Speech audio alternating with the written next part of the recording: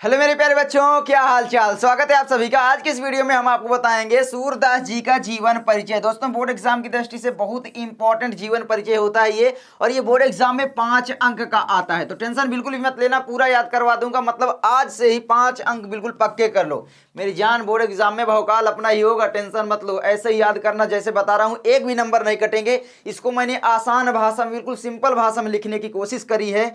Book छाना, question bank छाना, Google छाना, उसके बाद जो भी सरल सरल चीजें थी इसमें मैंने ऐड करी ताकि आप लोगों को आसानी से याद हो जाए। मतलब आज के बाद कभी जीवन में भूलने वाले नहीं हो। तो पूरा का पूरा वीडियो देख लेना। तो चलो आपको बताते हैं सूरदास जी का जीवन परिचय।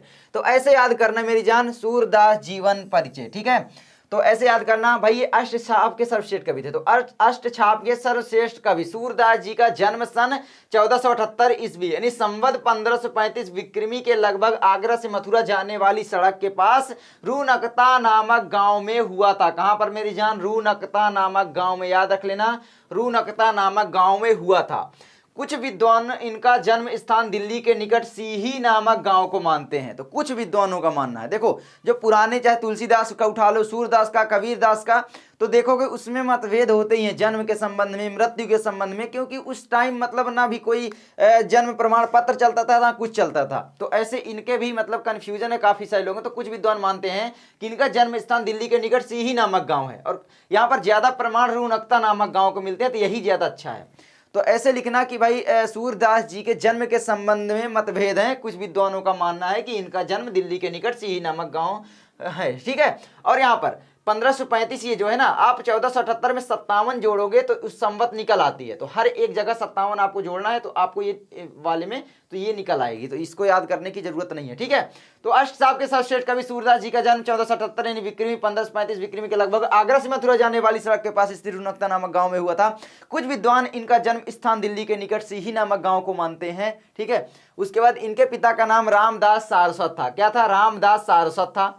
सूरदास जी जन्मान थे या नहीं, इस विषय में भी विद्वान मतभेद हैं। मतलब बोला जाता है कि सूरदास जी जन्मान थे, लेकिन बहुत सारे विद्वान मानते हैं कि सूरदास जी जन्मान हो ही नहीं सकते। क्यों?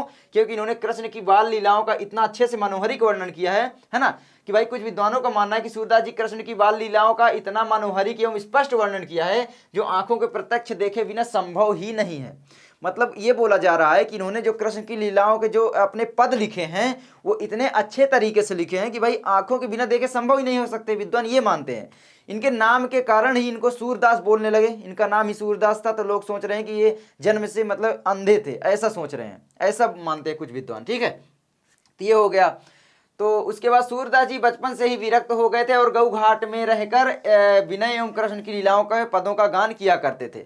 तो देख सकते हो, गऊ घाट में ही रहते थे, बचपन से ही विरक्त हो गए थे। मतलब कोई मोह माया, लोभ माया कुछ भी नहीं थी बचपन से ही, ठीक है। तो विरक्त होने का मतलब यही होता है। तो गऊ घाट में रह करके विनय एवं कृष्ण की लीलाओं के पदों का गान किया करते थे।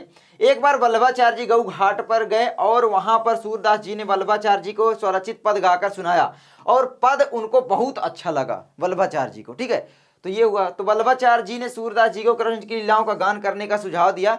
तब से वल्लभाचार्य जी इनके गुरु बन गए। देख सकते हो, वल्लभाचार्य जी इनके गुरु थे, ठीक है। तो गुरु का नाम वल्लभाचार्य। कैसे बने? गऊ घाट गए और वहां पर सूरदास जी की मुलाकात वल्लभाचार्य जी से हुई, और वल्लभाचार्य जी को सूरदास जी ने पद गाकर सुनाया, उनको बहुत अच्छा लगा। तो उन्होंने कृष्ण की लीलाओं का गान करने का सुझाव दिया, है ना, सुझाव दिया। तो भाई वल्लभाचार्य जी तभी से गुरु बन गए। और वल्लभाचार्य जी के पुत्र विट्ठलनाथ जी थे। अब विट्ठलनाथ जी ने अष्टछाप के प्रवर्तक थे, मतलब अष्टछाप का संचालन किया था, ठीक है। तो ये चीज़ है, उसी में सूरदास जी को ऐड किया था। तो ये चीज़ है, उसको याद ना करो, जैसे मैं बता रहा हूँ ऐसे ही पूरा याद कर लेना बस, ठीक है। कहा जाता है कि एक बार तुलसीदास जी की भेंट सूरदास जी से हुई थी, और सूरदास से प्रभावित होकर ही तुलसीदास जी ने कृष्ण गीतावली नामक रचना की। मेरी जान, आपको पता होगा तुलसीदास जी का जन्म कब हुआ था? 1532 ईस्वी। यहाँ पर मैं बता दूं, 1532 ईस्वी में हुआ था तुलसीदास जी का जन्म, है ना। अब यहाँ इनकी 1478 ईस्वी में, मतलब तुलसीदास जी इनसे छोटे थे, ठीक है। तो 1532 ईस्वी में हुआ, मृत्यु 1623 ईस्वी में हुई थी। और इनकी जो मृत्यु हुई थी वो कब हुई थी भैया? 1583 ईस्वी में। देख सकते हो। तो मतलब मुलाकात हुई होगी, है ना, क्योंकि देख ही रहे हो दोनों एक साथ जीवित थे इस दुनिया में, एक साथ, है ना। तो ये चीज है।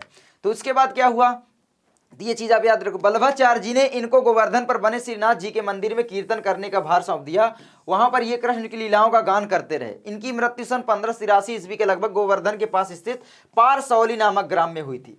तो पारसौली नामक ग्राम है गोवर्धन के पास, वहां पर इनकी मृत्यु हुई थी, ऐसा बोला जाता है। तो इसको पूरा का पूरा ऐसे ही चेप लेना, ठीक है, ऐसे ही पूरा का पूरा याद कर लेना। चलिए मैं आपको आगे बताता हूं, इनकी प्रमुख रचनाएं जरूर याद करना, महत्वपूर्ण कृतियां। मेरे बच्चे ऐसे ही लिखना, अगर ऐसे याद नहीं होता तो इनकी रचनाएं बस लिख देना, ठीक है, ये पूरा लिखने की जरूरत नहीं है। अगर आपको याद है तो मैं कहूंगा लिख देना, ताकि एग्जामिनर के पास एक भी चांस ही ना बचे कि नंबर काट ले। तो यहाँ पर आप ऐसे लिखोगे, है ना, कैसे लिखोगे कि भाई कृष्ण काव्य धाराओं में अष्टछाप के सर्वश्रेष्ठ भक्त शिरोमणि कवि सूरदास जी ने लगभग 1.25 लाख पदों की रचना की। काशी नागरी प्रचारणी सभा की खोज के अनुसार सूरदास के ग्रंथों की संख्या 25 मानी जाती है। जो खोजें हुई तो सूरदास जी की ग्रंथों की संख्या 25 मानी जाती है, मतलब 25 ग्रंथ इन्होंने लिखे थे। लेकिन प्रमुख रूप से प्रमाणित ग्रंथों की संख्या केवल 3 निम्नलिखित है, केवल 3 मिलते हैं। सूरसागर, सूरसरावली और साहित्य लहरी, केवल 3 मिलते हैं।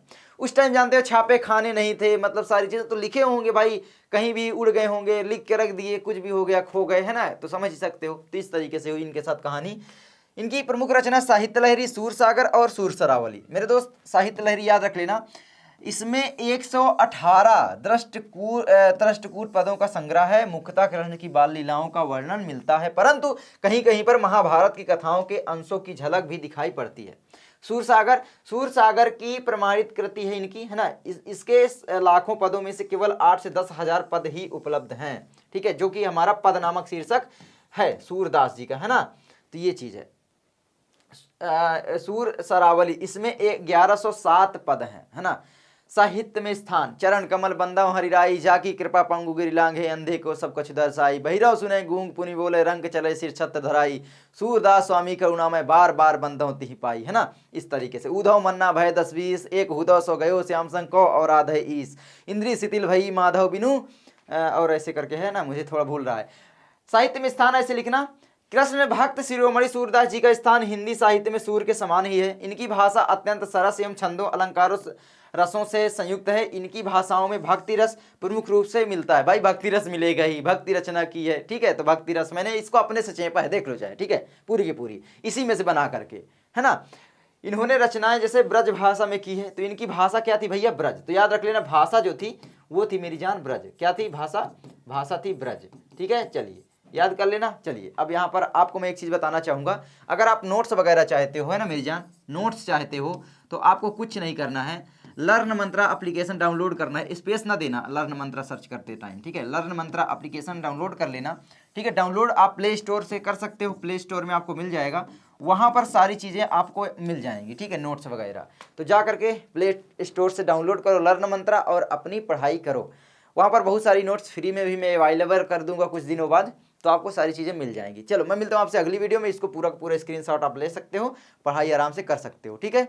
चलो मैं मिलता हूँ आपसे किसी नेक्स्ट वीडियो में दोस्तों, तब तक के लिए नमस्कारम, जय हिंद, जय भारत।